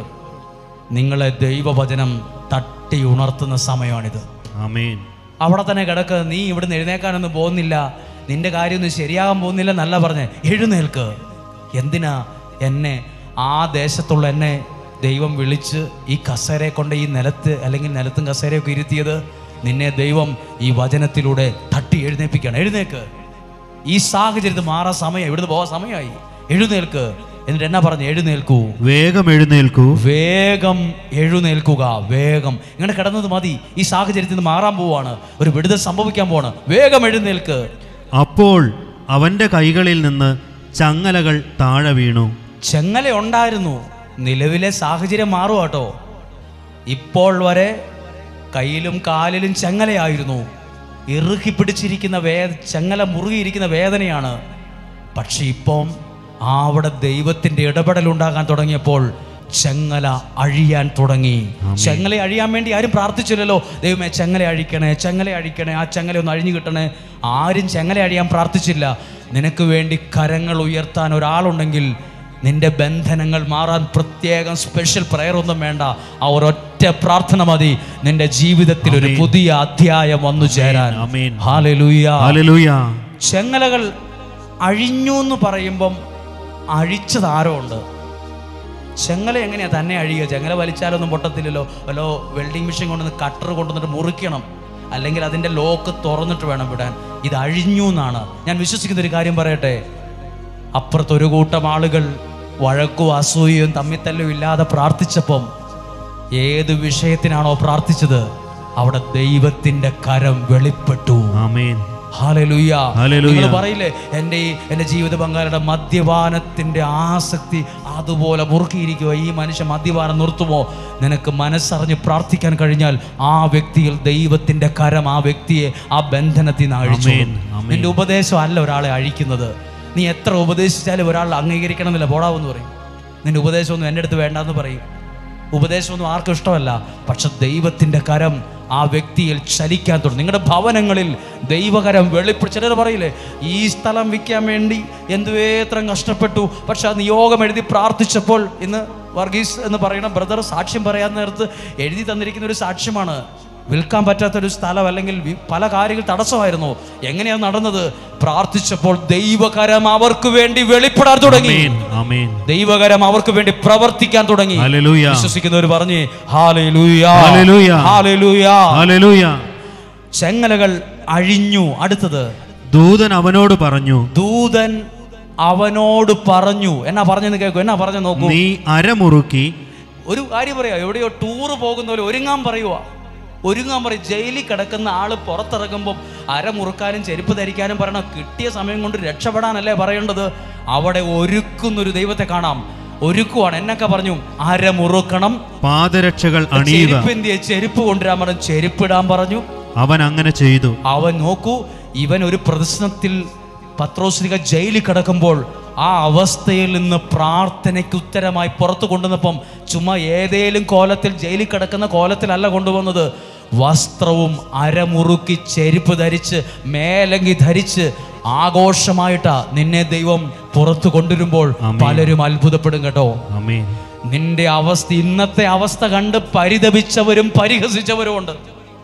എന്നെ നോക്കിയിട്ട് പരിഹസിച്ചവരുണ്ട്, എന്നെ കുറ്റം പറഞ്ഞവരുണ്ട്. പക്ഷെ ദൈവം അതിൽ നിന്ന് പുറത്തു കൊണ്ടുവന്നപ്പോൾ അത്ഭുതപ്പെട്ടവരുണ്ട്. നീയോ? അത് കണ്ണുകൊണ്ട് കാണാൻ പറ്റുന്നതല്ല, അനുഭവിക്കാൻ പറ്റുന്ന പ്രവൃത്തിയാണ്. ഞാൻ ചുമ്മാ പറഞ്ഞതല്ല, ഒരു കളിവാക്ക് പറഞ്ഞതല്ല, ഒരു പൊടുവാക്ക് പറഞ്ഞതല്ല. ചില അവസ്ഥകളിൽ കിടക്കുമ്പോൾ പലരും വിമർശിക്കും, ചിലർ പുച്ഛിക്കും. ഇതൊക്കെ ഞാൻ അനുഭവിച്ചിട്ടുണ്ട്. മനുഷ്യർ പുച്ഛിച്ചിട്ടുണ്ട്, അവഗണിച്ചിട്ടുണ്ട്, കളിയാക്കിയിട്ടുണ്ട്, താഴ്ത്തി കെട്ടിയിട്ടുണ്ട്. പക്ഷെ ചില അവസ്ഥകളിൽ നിന്ന് പ്രാർത്ഥനയ്ക്ക് ഉത്തരമായി പുറത്തു കൊണ്ടുവന്നപ്പം പഴയ അവസ്ഥയിലല്ല, ചെരുപ്പ് ധരിച്ച് മേലങ്കി ധരിച്ച് രാജാവിന്റെ എഴുന്നള്ളത്ത് പോലെയാ പോയത്. ദൈവം നിന്നെ പുറത്തു കൊണ്ടുവരുമ്പോൾ മറ്റുള്ളവർ നിന്നെ കളിയാക്കില്ല, അത്ഭുതപ്പെടും. Hallelujah, hallelujah. പലരും ഇന്നത്തെ അവസ്ഥ കണ്ടിട്ട് പറയുന്നത് എന്നാണെന്നറിയാമോ? നീ പുറത്തു വരൂലെന്നാ. നിങ്ങളുടെ ബുദ്ധി പോലും ചിലപ്പോൾ നിങ്ങൾ പറയും, എങ്ങനെ രക്ഷപ്പെടാനാ, എങ്ങനെ പുറത്തു വരാനാ? ആ ചോദ്യം നിർത്ത്. നിന്നെ രാജകീയമായി പുറത്തു കൊണ്ടുവരാൻ ദൈവത്തിന് പറ്റും. സാമ്പത്തിക കാര്യമായാലും ആത്മീയ കാര്യമായാലും എന്തു കാര്യമാണെങ്കിലും എല്ലാത്തിനും ബാധകമാ. ഇന്നലെ പത്രോസ് കടന്ന് ജയിലിലാണെങ്കിൽ ഇന്ന് ചെരുപ്പ് ധരിച്ച് മേലങ്കി ധരിച്ച് അരമുറുക്കി ഒരു രാജാവിൻ്റെ എഴുന്നള്ളത്ത് പോലെ ഒരു പ്രശ്നത്തിൽ നിന്ന് ദൈവത്തിൻ്റെ ദൂതൻ അവനെ പുറത്തു കൊണ്ടുവരികയാണ്. നിങ്ങളൊന്ന് വിശ്വാസത്തിൽ പറഞ്ഞ്, എൻ്റെ ഇന്നത്തെ അവസ്ഥയിൽ നിന്ന് ദൈവം മാറ്റി എന്നെ അത്ഭുതകരമായി ഒന്ന് പുറത്തു കൊണ്ടുവരുന്ന മനസ്സിനകത്തൊന്ന് പറയാൻ പറ്റുമോ? ഞാനിങ്ങനെ ചിന്തിച്ച കാര്യമാണ് പറയുന്നത്. പത്രോസ് ജയിലിൽ കിടക്കുമല്ലേ, എന്നാൽ അതേപോലെ ഒന്ന് പുറത്തു കൊണ്ടായപ്പോൾ എന്തിനാ ചെരുപ്പൊക്കെ ഇടിച്ച് വൃത്തിയായിട്ട് കൊണ്ടുപോകണത്? ഇപ്പം രക്ഷപ്പെടുക എന്നുള്ള, ചെരുപ്പ് ധരിക്കുകയല്ലോ പ്രധാനം. പക്ഷെ ദൈവം ഒരാളെ അനുഗ്രഹിച്ച് പുറത്തു കൊണ്ടുവരുമ്പം അത്ഭുതമായിട്ട് നിർത്തും. ആമീൻ. ആൾക്കാർ ചോദിക്കും, എവിടുന്ന് കിട്ടി ചെരുപ്പ്, എവിടുന്ന് കിട്ടി വസ്ത്രം, ജയിലിൽ എവിടെ? ഇതൊക്കെ ദൈവം ചുമ്മാതെ അല്ല, അനുഗ്രഹിക്കുമ്പോൾ നമ്മൾ പറയില്ലേ, ഒന്നൊന്നര അനുഗ്രഹമേ തരുള്ളൂ. ആമീൻ. ദൈവം അനുഗ്രഹിക്കുമ്പോൾ അത് മറ്റൊരാൾ ഇങ്ങനെ അത്ഭുതത്തോടെ കണ്ണും പിടിച്ച് നോക്കും. നിനക്കെങ്ങനെ ഇതൊക്കെ കിട്ടിയത്? നീ എങ്ങനെ ഇങ്ങനെയൊക്കെ ആയത്? ഇതെങ്ങനെ സാധിക്കുന്നു? അതിന് നിനക്കൊരു കഴുകത്തും കഴിവും ഇല്ലായിരുന്നല്ലോ. നീ പണ്ട് അങ്ങനെ അല്ലായിരുന്നോ? പണ്ട് അങ്ങനെയൊക്കെ ആയിരുന്നു, പണ്ട് ഇരുട്ടിനകത്തായിരുന്നു, പണ്ടെല്ലാം പ്രശ്നമായിരുന്നു. പക്ഷെ ഇന്ന് അങ്ങനെ അല്ല. ഇന്ന് ദൈവം ഇടപെട്ട ഒരാളാണ് ഞാൻ. ഇന്ന് ദൈവത്തിൻ്റെ കരം എൻ്റെ കൂടെ ഉണ്ട്. എൻ്റെ കയ്യിൽ കിടക്കുന്ന ചില ചെങ്ങലകളെ ദൈവം അഴിക്കുന്നത് ഞാൻ കണ്ടതാ. പത്രോസ്ലീഹ കണ്ടു കാണും, എൻ്റെ കയ്യിൽ മുറുക്കിയിരുന്ന ചെങ്ങൽ ഇത് താനെ താഴെ പോയി. ദൈവം നിങ്ങളെ സഹായിക്കാനുണ്ട് കേട്ടോ. മനുഷ്യരെ സ്പോൺസർ ചെയ്യാനൊന്നും ഇല്ലേലും ദൈവമുണ്ട് നിന്നെ പുറത്തേക്ക് കൊണ്ടുവരാൻ. ഒരു ദൈവമുണ്ട്, ഒരു ദൈവമുണ്ട്. ഇതെല്ലാം നടന്നതൊരു പ്രാർത്ഥനയുടെ റിസൾട്ടായിട്ടാണ്. അടുത്ത കാര്യം ശ്രദ്ധിക്കണേ. അവൻ അങ്ങനെ ചെയ്തു. ദൂതൻ വീണ്ടും പറഞ്ഞു, മേലങ്കി ധരിച്ചുകൊണ്ട് എന്റെ പിന്നാലെ വരിക, എന്റെ പിന്നാലെ വരിക. അപ്പം ദൂതൻ എതിലെയാ പോയത്? സൈഡിൽ കൂടെയാണോ മുമ്പിൽ കൂടെയാണോ? ജയിലിൽ വന്ന ദൈവം അയച്ച ദൈവദൂതൻ ഇപ്പൊ ഏലിയാബോടെ മുമ്പിൽ പോവാണ്. പുറകിൽ ആര് നിൽക്കുന്നു? ദൈവം തുറന്ന വഴിയിൽ പിറകിൽ എന്തു ശത്രു ഉണ്ടെങ്കിലും അതിനെ അവിടെ നിർത്താൻ ദൈവത്തിന് പറ്റും. ആമേൻ. അതൊരു പരിധി കൂടുതൽ കയറി വരില്ല. ഒരു പരിധി കൂടുതൽ കയറി വരില്ല. അത് വലിയൊരു കാര്യമാണ്. മുമ്പേ പറഞ്ഞില്ലേ, ഞാൻ നിനക്ക് മുമ്പേ പോകും. ഇതേ മുമ്പേ പോകുന്നൊരു ദൈവത്തിന്റെ ദൂതൻ. അടുത്ത വാക്യം, അവൻ പുറത്തിറങ്ങി ദൂതനെ അനുഗമിച്ചു. ദൂതനെ 10ാമത്തെ വാക്യം. എന്നെ അനുവദിക്കപ്പെട്ട സമയത്തിന്റെ കുറവ് കൊണ്ടാണ് ഇത് മുഴുവൻ പറയുന്നത്. 10ാമത്തെ വാക്യം, അവർ ഒന്നാമത്തെയും. ഇനി ശ്രദ്ധിക്കുക, എത്ര തടസ്സങ്ങളാ കടന്നു പോകുന്നത് നോക്കണം. ഒന്നാമത്തെയും രണ്ടാമത്തെയും കാവൽ സ്ഥാനങ്ങൾ പിന്നിട്ട് ഒന്നാമത്തെ തടസ്സവും മാറി, രണ്ടാമത്തെ തടസ്സവും മാറി, അപ്പുറത്തെത്തി. അപ്പം നേരത്തെ ഉണ്ടായിരുന്ന അവസ്ഥയിൽ നിന്ന് ഇപ്പൊ എത്ര വാതിൽ കിടന്നു? ഒന്നാമത്തെ കഴിഞ്ഞു, നിങ്ങളുടെ ജീവിതത്തിലുണ്ട് കേട്ടോ. ചില നന്മകൾ ജീവിതത്തിൽ വരുമ്പം ഒന്നാം സ്ഥലം കഴിഞ്ഞ് രണ്ടാം സ്ഥലം, ഒന്നാമത്തെ വാതിൽ കഴിഞ്ഞു, അത് മാറിയപ്പോൾ അടുത്ത തടസ്സം, അങ്ങനെയൊക്കെ വരും. അവൻ ഡള്ളാകരുത്, പെട്ടെന്ന് ഡെസ്പായി പോകരുത്. ദൈവനെ അനുഗ്രഹിച്ചിട്ട് എന്നാ ഇവിടെ തടസ്സം? അത് നിനക്ക് മുമ്പേ പോകുന്നവൻ അത്ഭുതമായി തുറക്കാൻ തുടങ്ങുന്ന സമയമാണ്. എഴുതിയിരിക്കുന്ന വാക്ക് നോക്ക്, അത് ഒത്തിരി കാര്യമുണ്ട്. അവൻ ഒന്നാമത്തെയും രണ്ടാമത്തെയും കാവൽ സ്ഥാനങ്ങൾ പിന്നിട്ട് നഗരത്തിലേക്കുള്ള ഇരുമ്പ് കവാടത്തിലെത്തി. ഉറക്കെ വായിക്ക്, ഇരുമ്പ് കവാടത്തിലെത്തി. അപ്പം ഒന്നാമത്തെ തടസ്സം കഴിഞ്ഞു, രണ്ടാമത്തെ തടസ്സം കഴിഞ്ഞ് എല്ലാം തീർന്നു എന്ന് വിചാരിക്കുമ്പോഴാണ് മൂന്നാമത്തെ ഒരു ഇരുമ്പ് വാതിൽ. അവിടെ ഒരു വലിയൊരു ഇരുമ്പ് വാതിൽ. ഇനി അതെന്ത് ചെയ്തു? അത് അവർക്കായി സ്വയം തുറന്നു. അപ്പോൾ പത്രോസ്ലീഹ കണ്ടു, ആരും തുറക്കാതെ ആ വാതിൽ അവന് വേണ്ടി ദൈവം തുറക്കുന്നത്. അതാ അതിന്റെ അർത്ഥം. പത്രോസ്ലീഹ വിചാരിച്ചു കാണും, ഇത്രയും തടസ്സങ്ങൾ കഴിഞ്ഞ് പുറത്തിറങ്ങിക്കൊണ്ട് വീണ്ടും ഇരുമ്പ് ആ വാതിൽ, വല്ല തടിയായിരുന്നെങ്കിൽ കുത്തിപ്പൊളിച്ചെങ്കിലും ഇരുമ്പ് വാതിലാണ്. അത് എഴുതിയിരിക്കുന്ന വാക്ക് നോക്കൂ. ദൈവത്തിന്റെ വാക്കിൽ, ആ നിയന്ത്രണത്തിൽ നടക്കാൻ തുടങ്ങിയപ്പോൾ ആ വാതിൽ ദൈവം അവന് വേണ്ടി തുറന്നു. ആമേൻ. പറയാൻ ഇടവരട്ടെ, ഈ കസേര കൂടെ ഇരിക്കുന്ന, നിലത്തിരിക്കുന്ന, പുറകെ നിൽക്കുന്ന എല്ലാവർക്കും ദൈവം എനിക്ക് വേണ്ടി ആ വാതിൽ തുറന്നു എന്ന് പറയാൻ ഇടവരട്ടെ. ദൈവം എനിക്ക് വേണ്ടി ആ മാർഗം കാണിച്ചു തന്നു. ദൈവം എന്റെ ജീവിതത്തിൽ ഇടപെട്ടു. ഞങ്ങൾ വിശ്വസിക്കുന്ന വാക്ക് അങ്ങനെയല്ലേ? ഒന്നുറക്കെ വായിച്ചേ. ദൈവം അത് അവർക്ക് വേണ്ടി സ്വയം തുറന്നു. ദൈവം തുറന്നു. അടുത്ത വാക്യം, അവർ പുറത്തു കടന്ന്. അതാ അർത്ഥം, അവർ പുറത്തു കടന്നു.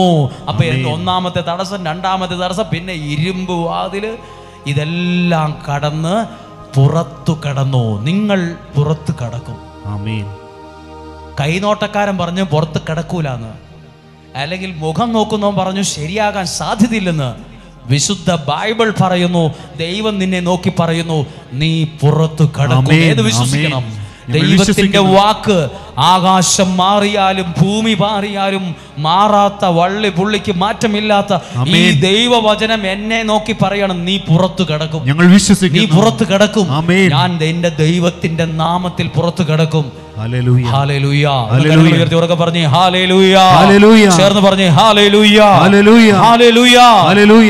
അടുത്ത വാക്യം, അത് അവർക്കായി തുറന്നു. പുറത്തു കടന്ന് ഒരു തെരുവ് പിന്നിട്ടപ്പോൾ ദൂതൻ പെട്ടെന്ന് അപ്രത്യക്ഷമായി. ഇനി ശ്രദ്ധിക്കണേ, ഇനി 14ാമത്തെ വാക്യം, ഇനി പത്രോസ്ലീഹ 13ാമത്തെ വാക്യം, അല്ല അടുത്ത വാക്യം 12ാമത്തെ വാക്യം.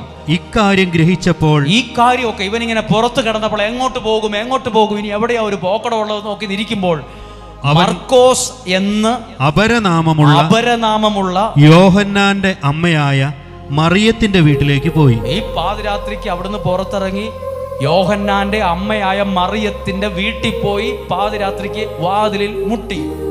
അവിടെ വളരെ പേർ, ശ്രദ്ധിക്കണം, എവിടെയാണോ പ്രാർത്ഥിച്ചുകൊണ്ടിരുന്നത് അതേ വാതിലാണ് പോയി മുട്ടിയത്.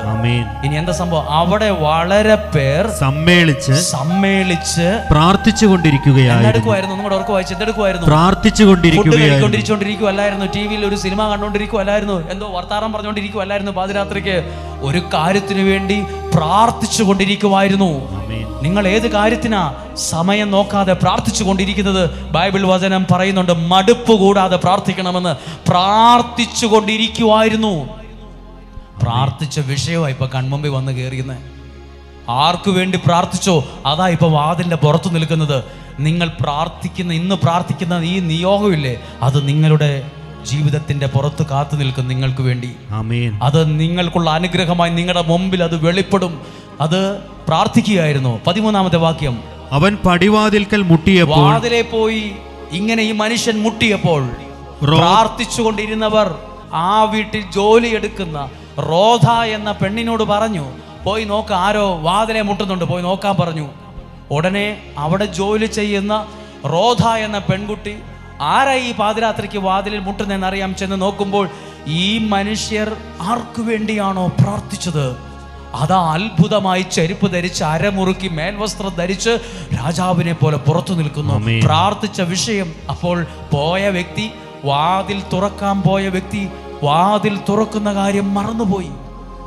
എന്നിട്ട് പ്രാർത്ഥിക്കുന്നവരോട് ഓടിച്ചെന്ന് പറഞ്ഞു, ഇതാ നിങ്ങൾ ആർക്കു വേണ്ടിയാണോ പ്രാർത്ഥിക്കുന്നത് ആ കാര്യം ഇതാ മുമ്പിൽ നിൽക്കുന്നു. അവർ വിശ്വസിച്ചില്ല. വീണ്ടും അവൾ നിർബന്ധിച്ചപ്പോൾ അവളുടെ വാക്ക് കേട്ട് അവർ വന്ന് നോക്കി. പ്രാർത്ഥിച്ച വിഷയം ഇതാ അത്ഭുതമായി മുന്നിൽ നിൽക്കുന്നു. അവർ വേഗത്തിൽ വാതിൽ തുറന്ന് പത്രോസിനെ അകത്ത് കയറ്റി. അന്നേരം പത്രോസ് ആംഗ്യം കാണിച്ചു പറഞ്ഞു, എങ്ങനെയാണ് ദൈവം എന്നെ ആ ജയിലിൽ നിന്ന് രക്ഷപ്പെടുത്തിയതെന്ന് അവർക്ക് വിശദീകരിച്ചു കൊടുത്തു. അതിന്റെ പേരാണ് നമ്മൾ പറയില്ലേ, ദൈവം എന്നെ എങ്ങനെയാ അനുഗ്രഹിച്ചതെന്ന് ഞാൻ പറയുന്നതിൻ്റെ പേരാ സാക്ഷ്യം. ദൈവം എന്നെ എങ്ങനെ സൗഖ്യമാക്കിയത്, ദൈവം എങ്ങനെ വിടുവിച്ചത്, ദൈവം എന്നെ എങ്ങനെ സഹായിച്ചത് എന്ന് ഞാൻ എൻ്റെ അധരങ്ങൾ കൊണ്ട് പറയുന്നതിൻ്റെ പേരാ സാക്ഷ്യം. പത്രോസ് സാക്ഷ്യം പറഞ്ഞു. പ്രാർത്ഥിച്ചവർ കേട്ടത് പത്രോസ് ശ്ലീഹ മരിച്ചുപോയി എന്നല്ല, പത്രോസ് ശ്ലീഹയുടെ നാവിൽ സാക്ഷ്യം പറയുന്നതാ കേട്ടത്. പ്രാർത്ഥിക്കുന്ന നിങ്ങൾക്ക് വേണ്ടി പ്രാർത്ഥിക്കുന്ന ഞങ്ങൾക്ക് കേൾക്കാൻ പറ്റണം നിങ്ങളിൽ നിന്ന് വരുന്ന സാക്ഷ്യങ്ങൾ, നിങ്ങളുടെ കുടുംബത്തിൽ നിന്ന് ഉയരുന്ന സാക്ഷ്യങ്ങൾ. ഞങ്ങൾ നിങ്ങൾക്ക് വേണ്ടി പ്രാർത്ഥിക്കുമ്പോൾ ഞങ്ങൾക്ക് കേൾക്കാൻ പറ്റണം. ഇവിടെ മൈക്കെടുത്ത് നിങ്ങൾ ദൈവത്തിന്റെ നാമത്തെ മഹത്വപ്പെടുന്ന അത്ഭുത സാക്ഷ്യങ്ങൾ പറഞ്ഞേ ഹല്ലേലൂയ, അവർക്ക് പറഞ്ഞേ ഹല്ലേലൂയ. ഇനി ഈ കാര്യം എല്ലാവരും ഒന്നും കൂടെ ശ്രദ്ധിച്ചു കേട്ടെ. നാഴിക്ക് 40 വട്ടം പ്രശ്നമാ എന്ന് പറഞ്ഞുകൊണ്ടിരിക്കരുത്. എപ്പോഴും പ്രശ്നമാണെന്ന് പറഞ്ഞുകൊണ്ടിരുന്നാൽ ഒരു പ്രശ്നവും മാറില്ല, എൻ്റെ മനസ്സ് തളരുകയുള്ളൂ. പിന്നെയോ പ്രശ്നം അപ്പുറത്ത് നിൽക്കുമ്പോഴും കരങ്ങൾ കോർത്തു പിടിച്ച് ഒരു കുടുംബമായി പ്രാർത്ഥിക്കാൻ പറ്റുമോ? നിങ്ങൾ കണ്ണുകൾ കൊണ്ട് കാണും ഒരത്ഭുതത്തെ. അതാണ് ഈ മാസം 22 മുതൽ 31 വരെയുള്ള ദിവസങ്ങൾ. നിങ്ങൾ ഇത് ചിന്തിക്കരുത്. ഒരാൾ പറഞ്ഞു, ഇത് കാണുന്നത് കൊണ്ട് ഞങ്ങൾക്ക് എന്നാ മെച്ചം മുഴുവൻ നിങ്ങൾക്കല്ലേ, മെച്ചം ആർക്കുള്ളതാണ് എന്ന് നോക്കിയിട്ടല്ല ഈ ശുശ്രൂഷ നടത്തുന്നത്. പക്ഷേ ഇത് അനേകർക്ക് അനുഗ്രഹമായി മാറിയിട്ടുള്ളത് കൊണ്ടാണ്. എന്നോട് ഒത്തിരി പേര് പറഞ്ഞു, ഡെയിലി ബ്ലെസ്സിങ് ഒക്കെ നിർത്ത്, സമയമായി, എല്ലാ ദിവസവും ഇത് ഭയങ്കര ബോറിംഗാന്ന്. ചിലർ പറഞ്ഞു നിർത്തിയത് കൊള്ളത്തില്ലെന്ന്, ചിലർ ഇതിനെ പരിഹസിച്ചു, ചിലർ പുച്ഛിച്ചു. പലരും പല അഭിപ്രായവും പറഞ്ഞിട്ടും പിടിച്ചു നിൽക്കുന്നത് ചില ആളുകളിൽ നിന്ന് കേട്ട മറക്കാനാവാത്ത ജീവനെ കൊള്ളുന്ന സാക്ഷ്യം കേട്ടിട്ടുണ്ട്. ജീവനെ ടച്ച് ചെയ്യുന്ന സാക്ഷ്യങ്ങൾ. എനിക്കതിൽ കേട്ടപ്പോൾ മനുഷ്യൻ അപ്പം കൊണ്ട് മാത്രമല്ല, ദൈവത്തിൽ നിന്ന് വരുന്ന ഓരോ വാക്കുകൊണ്ടും ജീവിക്കുന്നല്ലോ എന്നോർക്കും. ഞാൻ അനുഭവിച്ചിട്ടുള്ള കാര്യമാണ് പറയുന്നത്. ചില സ്ഥലത്ത് ആളുകൾ പൊട്ടിക്കരയുകയാണ്. അവർ കരയുന്ന എന്തിനാ? അവർ കേട്ട അനുഭവം അവർക്ക് ഇപ്പൊ പറഞ്ഞേ പറ്റത്തുള്ളൂ. നിങ്ങളെ ദൈവം അത്ഭുതകരമായി പുറത്തു കൊണ്ടുവരും. അതിന് ദൈവം 1-ാമത്തെ വാതിലും തുറന്നോളും, 2-ാമത്തെ വാതിലും തടസ്സമാണ് തുറന്നോളും, 3-ാമത്തെ ഇരുമ്പ് വാതിലാണേലും തുറന്ന് നിന്നെ അത്ഭുതകരമായി പുറത്തു കൊണ്ടുവരും. നിനക്ക് മുമ്പേ പോകുന്ന ഒരു ദൈവം ഉണ്ടെന്ന് മറക്കരുത്. ഹല്ലേലൂയ. ഒത്തിരി പേര് ചിന്തിക്കും, ഞാൻ ചിന്തിച്ചിട്ടുണ്ട്, എന്നെയൊക്കെ സഹായിക്കാൻ ആരാ ഉള്ളത്, എനിക്കൊക്കെ വല്ല ശുശ്രൂഷ ചെയ്യാൻ പറ്റുമോ, എനിക്കതിന് വലിയ നല്ല പേര് കേട്ട പ്രശസ്തിയുള്ള കുടുംബമൊന്നുമില്ലല്ലോ, എനിക്ക് വലിയ പാരമ്പര്യമൊന്നുമില്ലല്ലോ, അഭിമാനിക്കാനൊന്നുമില്ലല്ലോ, പറഞ്ഞാൽ തന്നെ തെറ്റുവരുന്ന കുറേ വാക്കുകളല്ലേ എനിക്കുള്ളൂ, എനിക്ക് മറ്റു ഭാഷകളൊന്നും അറിയാൻ പാടില്ലല്ലോ, നിനക്ക് എന്ത് കഴിവാണുള്ളത്, എന്നെ കഴകത്തില്ലാത്തവെന്ന് വിളിച്ചവരുണ്ട്, നിനക്കതിന് എന്തിനെങ്കിലും കഴകത്തുണ്ടോടാന്ന് ചോദിച്ചവരുണ്ട്, നിനക്കതിന് എല്ലാത്തിനും നാണവും ചമ്മലും മടിയല്ലേ, നിനക്ക് ഭയങ്കര ഇൻഫ്യൂരിറ്റി കോംപ്ലക്സ് ആണെന്ന് പറഞ്ഞവരുണ്ട്. ഇവർ പറഞ്ഞൊക്കെ ശരിയാണ്. ഇവർ പറഞ്ഞ പല കാര്യങ്ങളും പറഞ്ഞിട്ടുണ്ട്.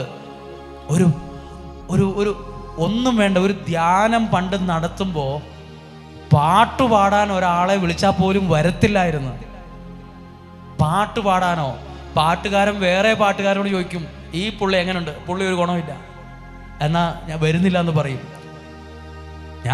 എന്നെ ധ്യാനത്തിന് വിളിച്ച് അച്ഛനോട് പറഞ്ഞിട്ടുണ്ട്, അച്ഛോ എനിക്ക് പാട്ടുകാരില്ല. അച്ഛൻ ഇടവകയിലെ ആരെങ്കിലും പാട്ടുകാരെ കണ്ടുപിടിക്കുക, എനിക്ക് പാട്ടുകാരില്ല, അല്ലെങ്കിൽ പാട്ടില്ലാത്ത ധ്യാനം വെക്കാം. അയ്യോ പാട്ടില്ലാത്ത ധ്യാനം, ശരി പാട്ട് വേണ്ടേ, എന്നാൽ അച്ഛൻ അവിടെ ആരാ, എന്നാൽ ഞാൻ നോക്കട്ടെ, പ്രാർത്ഥനാ ഗ്രൂപ്പുകാരോട് ചോദിക്കട്ടെ. അങ്ങനെ എത്ര ധ്യാനം നടത്തിയെന്നറിയാമോ? ഞാൻ ചിന്തിച്ചിട്ട് ആരെൻ്റെ കൂടെ പാടാൻ വരത്തില്ല, എൻ്റെ ധ്യാനം ശരിയല്ല, ഡെപ്തില്ല, അതില്ല ഇതില്ല, എന്തുവാ ഈ പുള്ളി പ്രസംഗിക്കുന്നത്. പക്ഷേ എന്നെ ദൈവം പുറത്തു കൊണ്ടുവന്നപ്പം ഭിക്ഷക്കാരനായിട്ടല്ല കൊണ്ടുവന്നേ.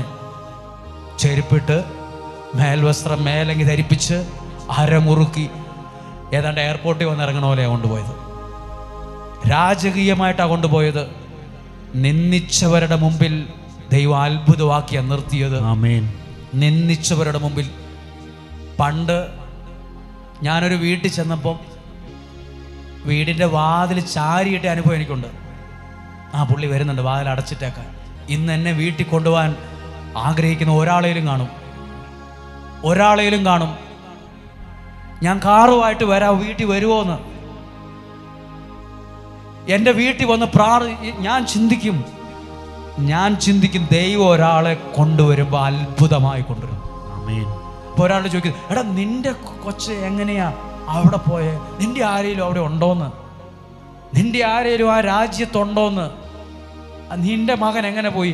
നിനക്ക് ദൈവം ഉണ്ടെങ്കിൽ നിന്റെ കുടുംബക്കാരാ രാജ്യത്ത് വേണ്ട, ദൈവം കൊണ്ടുകൊടുക്കും. ദൈവം പുറത്തേക്ക് അത്ഭുതങ്ങളുടെ 1-ാം വാതിലും 2-ാം വാതിലും 3-ാമത്തേത് കണക്ക് കൂട്ടി ഇരുമ്പിൻ്റെ വാതിലാണേലും ദൈവത്തിനറിയാം നിനക്ക് വേണ്ടി. എന്നാൽ ഇതിനൊത്തിടെ വേറെ എല്ലാവരും ഈ വാതിൽ തുറന്നല്ലെന്ന് വിചാരിച്ച് കൂട്ടമായി എല്ലാവരും അത് അവന് വേണ്ടിയാണ് തുറന്നേ. ആ ജയിലിനകത്ത് വേറെ പുള്ളികളുണ്ടായിരുന്നു, ആരും പുറത്തു പോയിട്ടില്ല. ദൈവം ഒരു വാതിൽ തുറക്കുമ്പം അത് നിനക്ക് വേണ്ടി മാത്രം, നിനക്ക് വേണ്ടി മാത്രം, നിന്റെ മകന് വേണ്ടി, നിന്റെ മകൾക്ക് വേണ്ടിയാ. അപ്പം പലരും പള്ളിക്കാരൊക്കെ ചോദിക്കൂ, എങ്ങനെ പോയി, എങ്ങനെ ഭാഷ പഠിച്ചു, അയ്യോ അവിടെ ആരാ ഉള്ളേ. ദൈവം ഉള്ളവൻ എല്ലാവരും ഉണ്ട്. ദൈവം അവൻ്റെ സമ്പത്ത്, ദൈവം അവൻ്റെ ശക്തി, ദൈവമാണ് അവൻ്റെ രക്ഷ, ദൈവമാണ് അവൻ്റെ സമ്പത്ത്.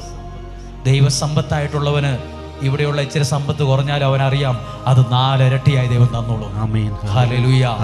അതുകൊണ്ട് നിങ്ങൾ എന്ത് കാര്യമാണെങ്കിലും ഇന്ന് പ്രാർത്ഥിക്കുമ്പോൾ, ഇന്ന് ആദ്യ വെള്ളിയാഴ്ചയാ, പ്രാർത്ഥിക്കുമ്പോൾ നല്ല വൃത്തിയായിട്ട് പ്രാർത്ഥിച്ചുകൊള്ളുക. വഴക്കില്ലാതെ, ബഹളമില്ലാതെ, മത്സരമില്ലാതെ, ചടങ്ങായിട്ടും ഭാഷണായിട്ടും പ്രാർത്ഥിക്കരുത്. ഒന്നും നടക്കാൻ പോകുന്നില്ല. ഒരു നിമിഷം പ്രാർത്ഥിക്കാൻ ഒരുങ്ങിക്കേ.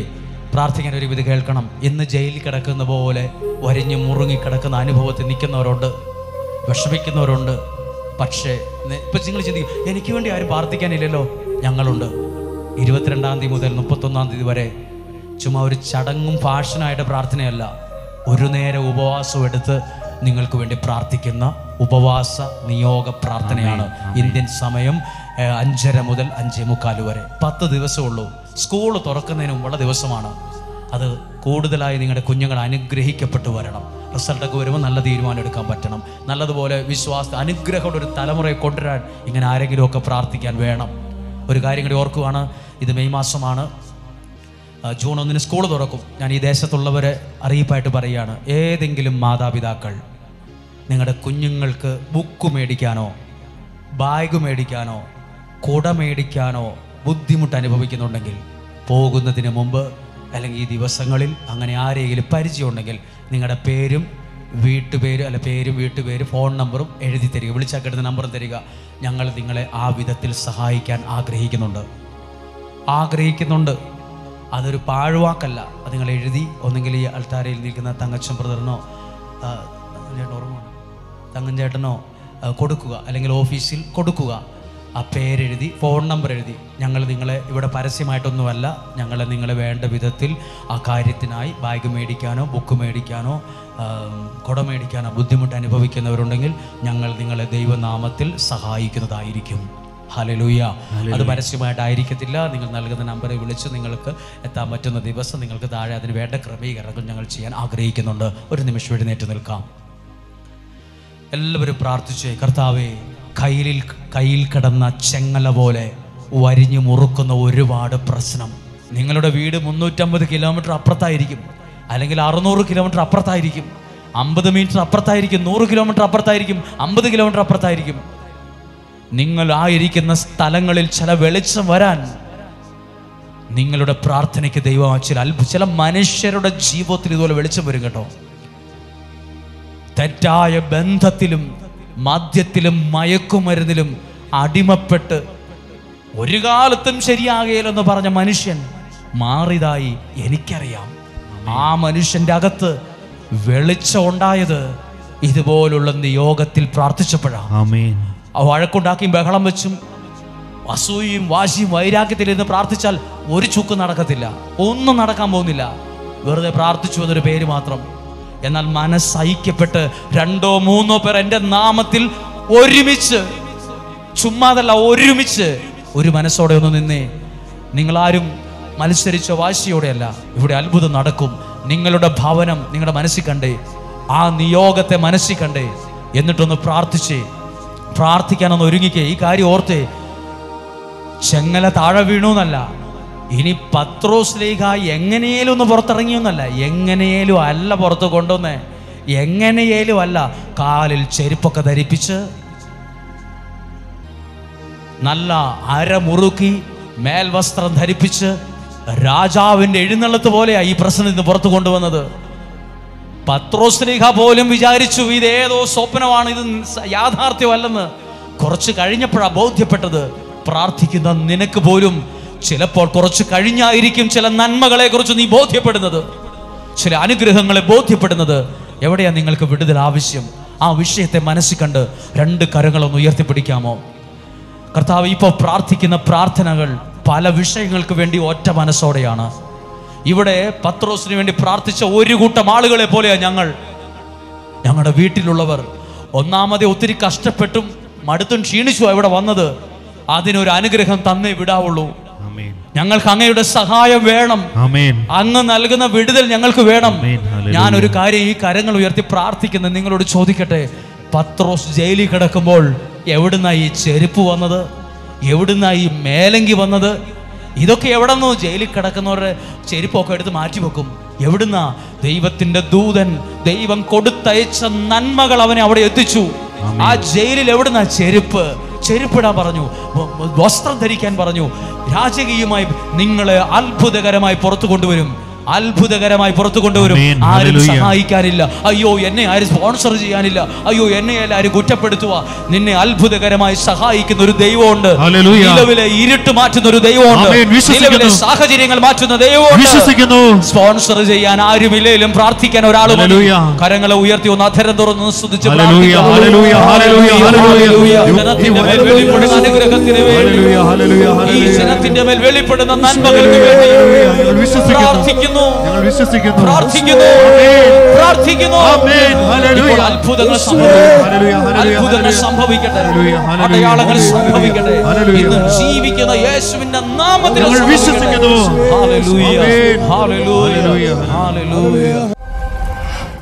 നിങ്ങൾ ഇപ്പോൾ നിൽക്കുന്ന സ്ഥലം അനേകം ആളുകൾ പ്രാർത്ഥിച്ച സ്ഥലമാണ്. അങ്ങനെയെങ്കിൽ ഇതാ ഇവിടെ ഇന്ന് നിയോഗം, ഈ നിയോഗ പാത്രത്തിൽ എൻ്റെ കയ്യിലോ ഈ നിയോഗ പ്രാർത്ഥനയിലോ സമർപ്പിച്ചിട്ടുള്ളവർ മാത്രം ഒന്ന് കൈ ഉയർത്താമോ? നിയോഗം സമർപ്പിച്ചവര്, നിങ്ങൾ ആ ഉയർത്തിയ കരങ്ങൾ നിൽക്കുമ്പോൾ ശുശ്രൂഷകരെല്ലാവരും ഒന്ന് അവരുടെ നേരെ കരങ്ങൾ നീട്ടിപ്പിടിച്ച്, കർത്താവേ, ഈ കരങ്ങൾ ഉയർത്തി നിയോഗം സമർപ്പിച്ച ഓരോ വ്യക്തികൾക്ക് വേണ്ടി വിവിധ ജില്ലകളിൽ നിന്ന്, തിരുവനന്തപുരം മുതൽ കൊല്ലം, ആലപ്പുഴ, കാസർഗോഡ്, കണ്ണൂർ, കോഴിക്കോട്, മലപ്പുറം, നിലമ്പൂർ എന്നിങ്ങനെ എല്ലാ ഭാഗത്തു നിന്നും വന്നവരുണ്ട്. തൃശ്ശൂർ ജില്ലയിൽ നിന്ന് പല ഭാഗത്തു നിന്ന് ഒത്തിരി ആഗ്രഹിച്ചു വന്നവരുണ്ട്. ഇപ്പോൾ ഞങ്ങളെല്ലാ ശുശ്രൂഷകരും, ഞങ്ങളിവിടെയുള്ള എല്ലാ വൈദികരും, ഞങ്ങളിത് അങ്ങയുടെ നാമത്തിൽ കരങ്ങൾ ഉയർത്തി ഈ പ്രിയപ്പെട്ടവർക്ക് വേണ്ടി പ്രാർത്ഥിക്കുന്നു. അവരുടെ നിയോഗത്തെ അങ്ങ് ഏറ്റെടുക്കണമേ. ആ നിയോഗത്തിന്റെ മേൽ അത്ഭുതങ്ങൾ നടക്കണമേ. ആ നിയോഗത്തിന്റെ മേൽ അത്ഭുത സാക്ഷികൾ ഉണ്ടാകണമേ. ഞങ്ങൾ പ്രാർത്ഥിച്ചേൽപ്പിക്കുന്നു. അങ്ങയുടെ പരിശുദ്ധ രക്തത്തിൽ ഏൽപ്പിക്കുന്നു. അങ്ങയുടെ വിശുദ്ധ കുരിശിനോട് ചേർത്ത് വയ്ക്കുന്നു. ഇന്ന് കേട്ട വചനത്തോട് ചേർത്ത് വയ്ക്കുന്നു. അധരം തുറന്ന് എല്ലാവരും ഒന്ന് സ്തുതിച്ച് പ്രാർത്ഥിക്കാമോ?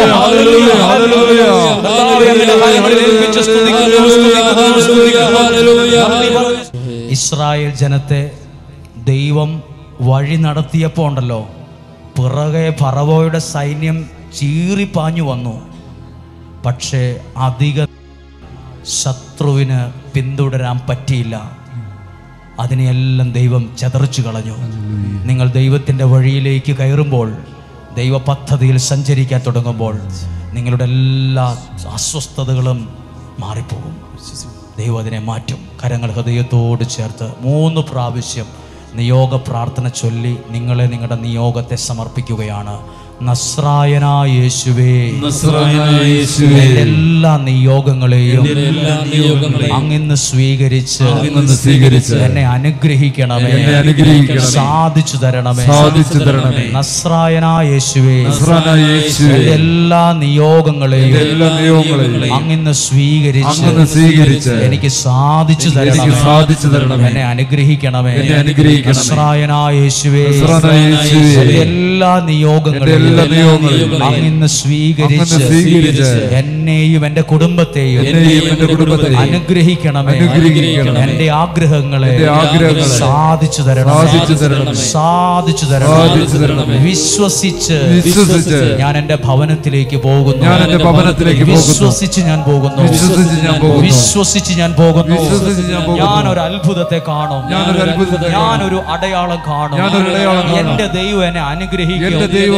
എന്റെ ദൈവം എന്നെ സൗഖ്യമാക്കും. എന്റെ ദൈവം എന്റെ തടസ്സങ്ങളെ എടുത്തു മാറ്റും. വിശ്വസിച്ച് ഞാൻ പോകുന്നു.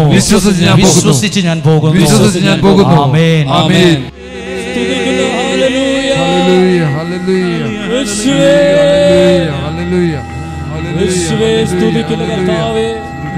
Hallelujah hallelujah hallelujah hallelujah hallelujah.